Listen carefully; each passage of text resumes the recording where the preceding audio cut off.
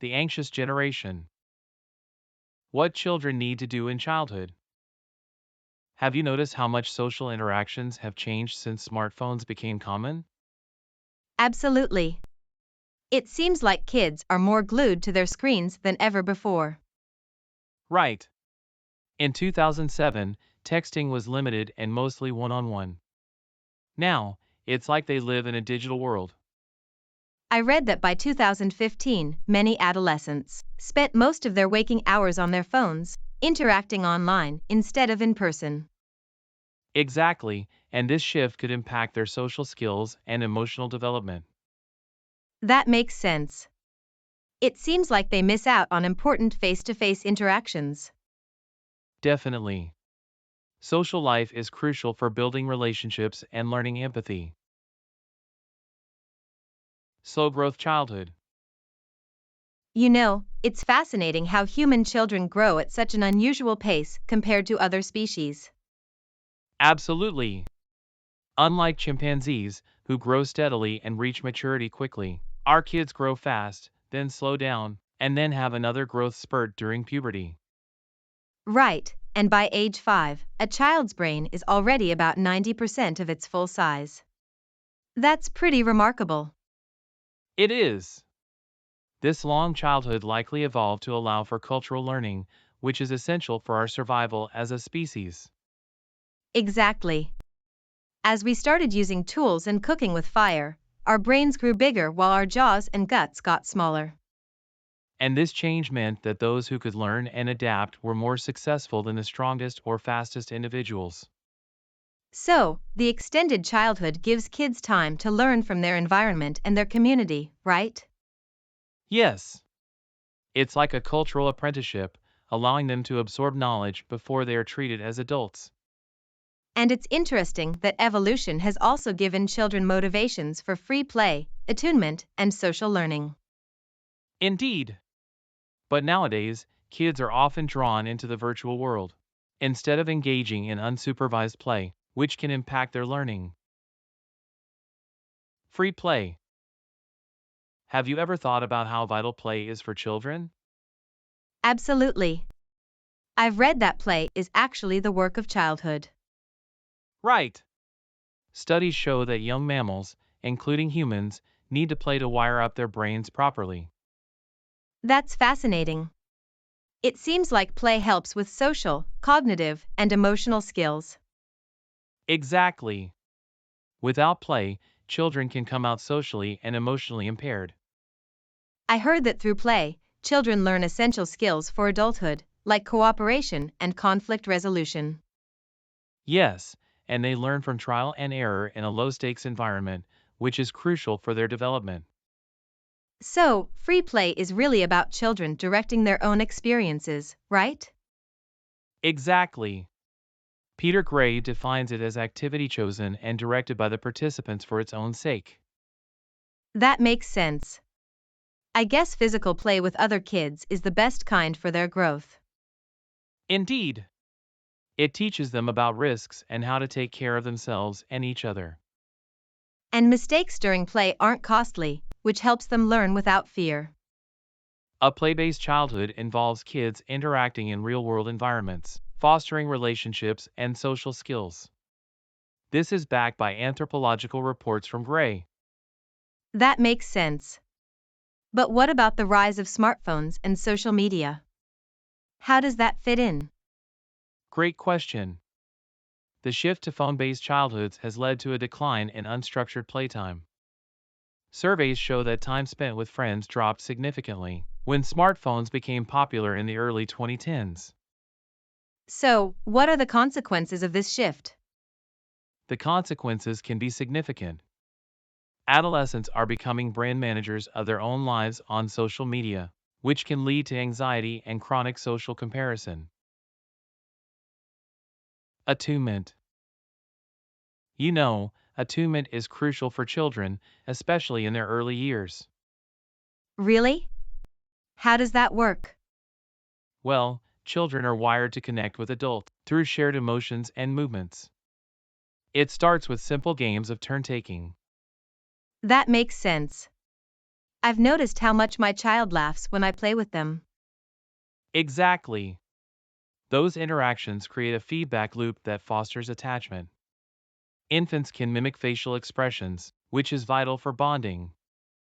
I've heard smartphones can disrupt that connection. Is that true? Yes, a Pew Research study found that 17% of parents are often distracted by their phones when with their kids. Wow, that's concerning. So, what happens if children miss out on attunement? Children deprived of this experience often struggle with emotional regulation later in life. They can have difficulty forming healthy attachments. That's really eye-opening. So, what role does play have in all of this? Play is essential. NSE of community. As children age, they find joy in synchrony, like singing or jumping rope together. It fosters a sense of community. I love that. It sounds so important for building connections. Absolutely. Collective rituals and shared activities are universal across cultures and help renew trust and social bonds. Research indicates that synchronous movement, like swaying to music together, can enhance trust and cooperation among groups. That makes sense. When kids engage in face-to-face interactions, they develop better social skills. Yes, but social media often promotes asynchronous interactions, which can feel more like work than play. I can see that. Many kids feel pressured to create content and keep up, leading to anxiety. Indeed, and it's not just the time spent, it's the quality of those interactions that matters. So true. It's like they're losing the ability to communicate effectively in person. And when they rely on emojis instead of real expressions, it can lead to misunderstandings. Social learning. Have you noticed how social media impacts adolescents' learning and behavior? Absolutely. I've seen how quickly my child picks up trends from peers online. It's fascinating. Research shows that children often choose role models beyond their parents to learn from. That makes sense. They want to find the best examples in their community, right? Exactly. According to Boyd and Richardson, strategies like conformist bias help children adapt quickly to new environments. So, when they start middle school, they may feel pressure to conform to what their peers are doing, like getting an Instagram account. Yes, social media acts as a conformity engine, shaping behaviors in hours instead of years. That's incredible. They can scroll through thousands of posts and learn what's popular almost instantly. And there's also prestige bias. Kids tend to copy those they view as successful or skilled in certain areas. Studies show that over 50% of adolescents feel pressure to present a perfect image online. That's alarming. It seems like they are more focused on gaining followers than developing real skills. Right. The rise of influencers has changed the dynamics of mentorship. Young people often look up to those who are famous for being famous. And this shift started with figures like Paris Hilton and Kim Kardashian, who became known for their presence rather than their accomplishments. Yes, Kim Kardashian has over 364 million followers, which sends a message that popularity can come from social media fame. It's concerning how this affects young girls' and boys' understanding of masculinity and femininity, pushing them toward extreme ideals. Indeed, many Gen Zs are now modeling their behavior after these influencers, which can lead to anxiety when they can't measure up. It's a tricky situation.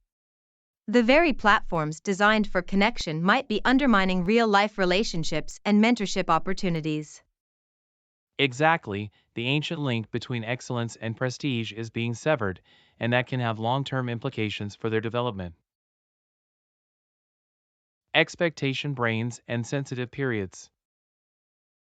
You know, brain development in children is fascinating, especially during their adolescence. Really? What makes it so important?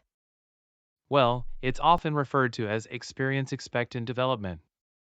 Certain brain areas become highly adaptable during specific life stages. That sounds intriguing. Are there specific times when this is most critical? Absolutely. We have what's called sensitive periods. For example, language acquisition is easiest before puberty. I've heard that kids can pick up multiple languages effortlessly. Is that true? Yes, children under 12 can become native speakers without an accent, while older kids struggle to fit in linguistically. That's amazing. What about cultural learning? Does that also have a sensitive period? Exactly. Research shows that cultural identity can be shaped significantly between ages 9 and 15, especially when moving countries. So, if kids experience a new culture during that time, it impacts their sense of self? Yes, studies indicate that children who immerse in a new culture during their sensitive period often feel emotionally attached to that culture. That's really insightful. It seems like those experiences can leave a lasting imprint. Definitely. The concept of imprinting in animals illustrates this perfectly, as seen with young birds following their mothers. Studies show that identity and emotions can develop very differently online compared to real life. That makes sense. I heard that Gen Z has worse mental health outcomes than millennials. That's true. Gen Z is the first generation to experience puberty and cultural learning primarily through smartphones. I read about a British study that found significant negative effects of social media on kids aged 10 to 15.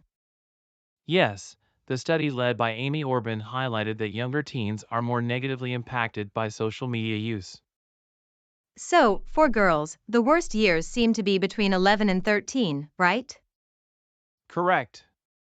And for boys, it's around 14 to 15. It's a critical time for their mental health.